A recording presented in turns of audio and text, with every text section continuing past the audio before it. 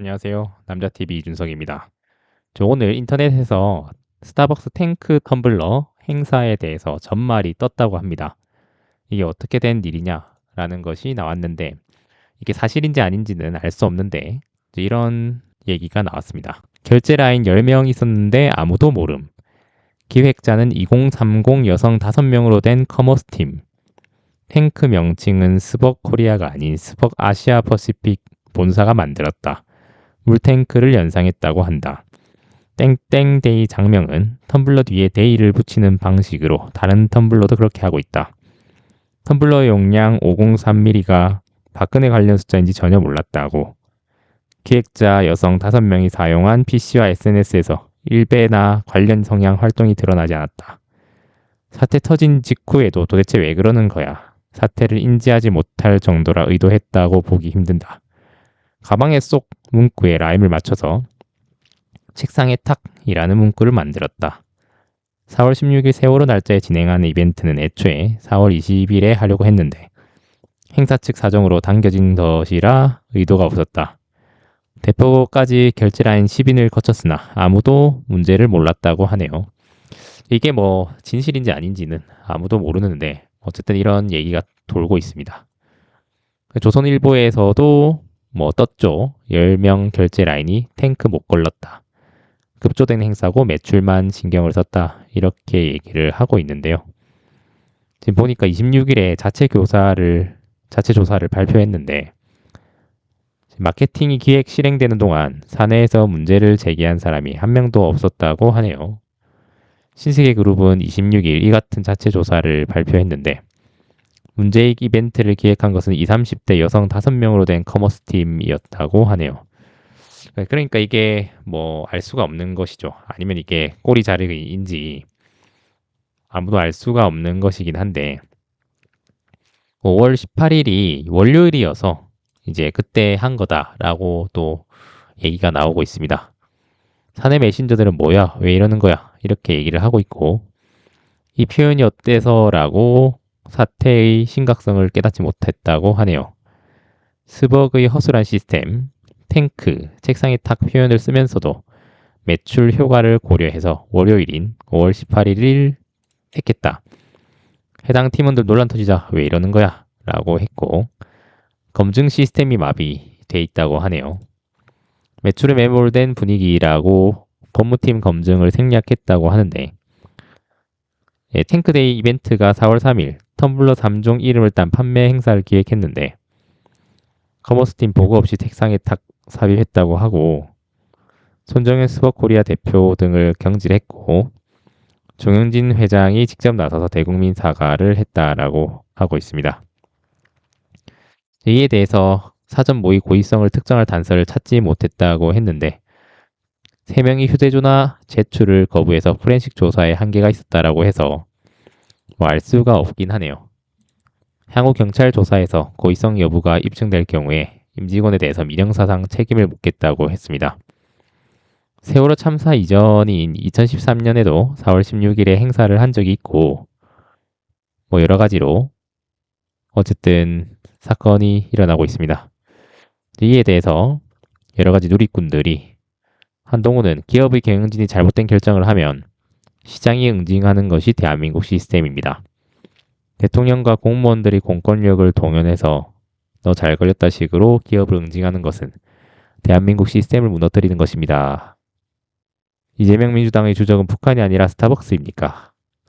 뭐 이렇게 얘기를 하고 있고 10명의 결제 라인, 8개 사건, 12개 범죄, 멈추어버린 5개 재판까지 본인이 직접 설계하고 직접 결제하며 직접 진두지휘한 뭐 이런 얘기를 하고 있기도 하네요. 제품 자체 해외 네이밍에서 탱크 텀블러라는데 왜 결제 라인 10명이 탱크를 거르냐 라고 하고 있고 탱크데이를 5.18과 연관시키는 것도 이해가 안 가고 무슨 큰 잘못을 했다고 불매운동하고 그룹 회장이 사과를 하고 대표이사를 해임하는 것이 이해가 안 간다. 이런 얘기를 하고 있습니다. 그래서 여기에 대해서 누리꾼들이 다양한 의견이 있는데 이것도 뭐 소설이다 이렇게 얘기를 하시는 분도 있고 그냥 꼬리 자르기다 이렇게 말씀을 하시는 분도 계시는 거죠. 어쨌든 지금 이게 일단 중도층들이 어떻게 생각하는지가 이번 선거의 관건이 될 거라고 생각은 하는데 이 중도층들은 이미 좀 제가 생각했을 때는 피로감에 처져 있을 가능성이 큽니다. 어떤 피로감이 있냐면 이런 정치적 이슈에 대해서 피로감이 큰데 누가 이 이슈를 크게 만들려고 하느냐에 집중이 돼 있다는 거죠. 나는 그냥 잘 일상생활을 즐기고 있는데 누가 계속 옆에서 저건 하면 안 돼, 저건 해야 돼 이런 식으로 설득을 하면 이제 피로해진다는 거죠. 한번 던져놓고 이제 본인이 혼자 스스로 생각을 하게끔 하면 되는데 이제 그게 이슈화가 안 되니까 계속 옆에서 억지로 하는 느낌이 든다라고 하면 이제 거기서 피로감을 느끼는 중도층들이 많을 거라고 생각을 합니다. 물론 이제 그럼에도 불구하고 서울시 같은 경우에는 지금 결국에는 삼성역 GTX 노선을 공사하는 와중에 철근이 많이 빠졌죠. 그래서 철근이 많이 빠졌는데 하필 지금 서울시에 서서 저기 마포구였나요? 거기 고가도로가 무너져 버렸죠.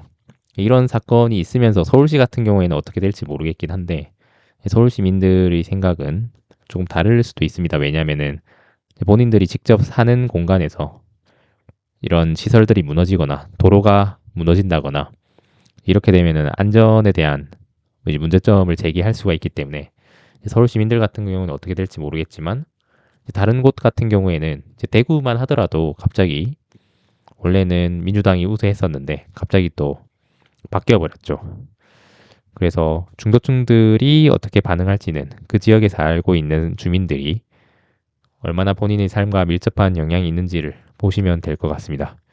스타벅스 같은 경우에도 뭐 매출이 하락했다라고 하는데 실제로 이제 그거는 뭐 알 수는 없는 노릇인데 이번에 박근혜 전 대통령이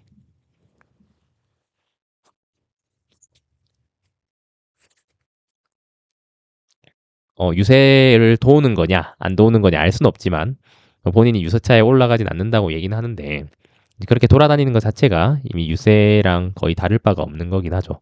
이제 그러면서 TK에서 갑자기 보수가 우세해졌는데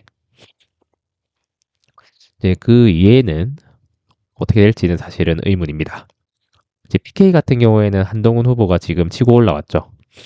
네, 그렇기 때문에 이 선거 막판에 대단한 이슈들이 일부러 튀어나오는 것이 아닌가 이런 생각을 하고 있습니다. 이에 따라서 이제 만약에 민주당이 세력을 확장시키지 못한다면 이제 코스피 같은 경우에도 붕괴가 올 수 있는 거죠. 왜냐하면 사실은 이재명 대통령이 당선되고 나서 이제 코스피가 많이 올랐으니까 반대로 이제 민주당이 이제 집권을 하지 못했다라는 판단이 들면 시장은 붕괴하는 것이겠죠. 물론 그렇다고 직접적으로 붕괴를 하냐 마냐 이런 것은 지금 많은 논란이 있긴 합니다. 왜냐하면 지금 연기금이 억지로 사들이고 있다 이런 논란도 있고 그렇지 않다. 연기금은 일정 수준을 유지하면서 주식을 운용하고 있다 이렇게 얘기를 하는 사람도 있고 외인들이 지속적으로 팔고 있다. 매도를 하고 있다. 개인이 지금 끌어올리고 있다라고 얘기를 하시는 분도 있습니다. 그래서 이 주식시장과 지방선거 이것도 같이 엮어서 생각해 보시는 게 중요하다고 생각이 됩니다. 네, 어쨌든 이번에 스타벅스 논란이 계속 이어지고 있는데요. 과연 이 스타벅스 논란이 이 지방선거에 어떤 영향을 끼칠지는 이제 중도층들의 표심이 어디로 향하냐라고 생각을 하시면 될 것 같습니다. 여러분들 생각은 어떠하신가요? 댓글로 남겨주세요. 감사합니다.